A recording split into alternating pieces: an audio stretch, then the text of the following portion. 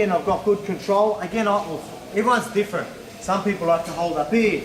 I like to hold on the hip. In the center, people don't like to hold it on the hip because you'll know that's when he's going to start. If I'm doing this, he's going to start doing judo throws and things like that. But when I'm jamming him on the cage, it's going to be a little bit harder for him to do that. So I get to control him. So if he wants to run that way, holds his bone, so try and run that way.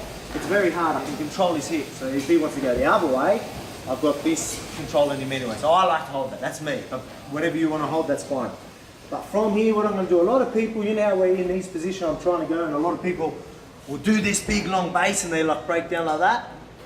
It happens there. They're very common. So when I'm in positions like this or I'm trying to go down, they stay real low and they even get there. So what I want to do, I'm going to try and come over his head and I'm going to come in here. So just like a sort of snap down, but sometimes I'm going to try and bait that. I get this a fair bit, but again, it's a bit of a setup. So while I'm attacking here, they bring there, I just snatch this and come back up here. When I grab that, I'm not lazy with this arm. So while I'm here, so I was here, I come up here, I want to be strong in his head. I'm not going to be low on his head because he can posture his head up. So, you know, they go where the head goes. So I'm going to break that down. I'm going to grab as high up as this as I can. But when I grab that, I torque this around and I jam my elbow into him as well.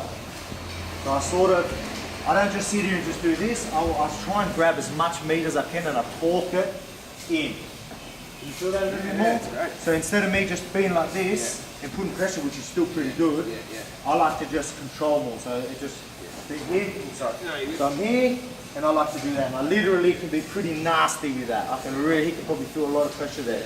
So I can really go in there. And we're going to go to this position. I'll let you do this position and then we'll add a couple of strikes. So there's a good one that I like to do. Say if they're here, a lot of times so you don't get punched in the head, they put the hand down, but that's not a rule anymore. So it's a free game. It's going to be very hard for him to get 4 points unless he drops to his knees.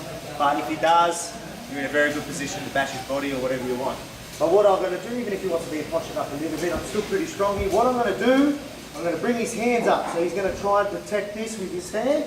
And all I do is whack him walking up the stairs. But straight in this rib, floating rib. See how I'm really opened him up here too. The fact that I'm talking this right up, these are really open and very vulnerable. So what I'm going to do here, I'm going to go boom and just going to whack. He blocks the head. I don't even really care about this knee. Can throw it because he's definitely going to block it. Straight up, boom. Don't try and go boom with the hip. You know we do this.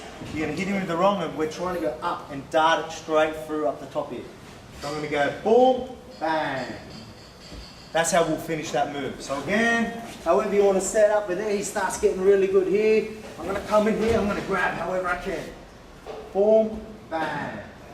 If for some reason I'm trying to do something, you still feel strong, remember you got, if you really like your grappling, I still got snap down to here, whatever you want.